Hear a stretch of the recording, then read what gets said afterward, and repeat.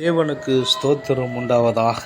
நேற்றைய தினத்திலே நாம் பார்த்தோம், கர்த்தர் மேய்ப்பராய் இருக்கிறான், தாழ்ச்சி அடையன் என்று நாம் பார்த்தோம். இன்றைக்கு நாம் பார்க்க போகிறது நல்ல மேய்ப்பன். யோவான் 10வது அதிகாரம் 11வது வசனம் சொல்லப்படுகிறது. அவரே நல்ல மேய்ப்பன் என்று சொல்லப்படுகிறது. ஆம், நமக்கெல்லாம் ஒரு மேய்ப்பன் இருக்கிறார். நாம் ஆடுகளாக இருக்கிறோம். நம்மை ஒவ்வொரு நாளும் மேய்த்து அவருடைய அண்டையிலே நம்மை கிட்டி சேர்க்கிறவராக இருக்கிறார்.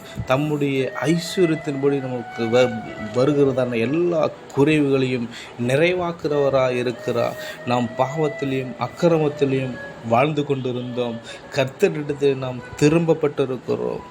ஆம், நாம் பாவங்களுக்கு செத்து நீதிக்கு பிழைத்திருக்கும்படிக்கு அவர் தாமே தமது சரீரத்திலே நம்முடைய பாவங்களை சிலுவை மேல் சுமந்திருக்கிறார். அவருடைய தழும்புகளினாலே நாம் குணமாக்கியிருக்கிறோம். காரணம், அவர்தான் நமக்கு நல்ல மெய்ப்பனாக இருந்து நமக்கு எண்ணெய் பூசி ஹல்லேலூயா நம்மை வழிநடத்தி கொண்டிருக்கிறார். பழைய வாழ்க்கையிலிருந்து நாம் திரும்பப்பட்டிருக்கிறோம். நம்முடைய ஆத்துமாக்களுக்கு நல்ல மெய்ப்பராகவும் கண்காணியமாக இருக்கிற இடத்திலே நாம் திரும்பப்பட்டிருக்கிறோம்.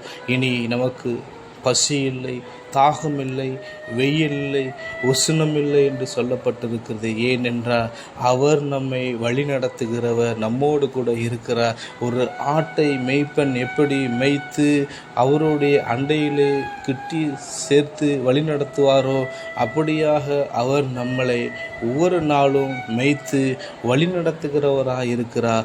அவர்தாமே நல்ல மேய்ப்பனாக இருக்கிறார். ஆடுகளுக்காக தன் ஜீவனையே தந்து பலியாயிருக்கிறார். அவருடைய பலிகளின் நிமித்தமாக, அவருடைய இரத்தத்தின் நிமித்தமாக நாம் மீட்கப்பட்டிருக்கிறோம். ஆமே, இனி நமக்கு வருத்தமில்லை, பசி இல்லை, தாகம் இல்லை, கஷ்டம் இல்லை. ஏனென்றால் அவரே நமக்கு நல்ல மேய்ப்பனாக இருக்கிறார். ஆமென்.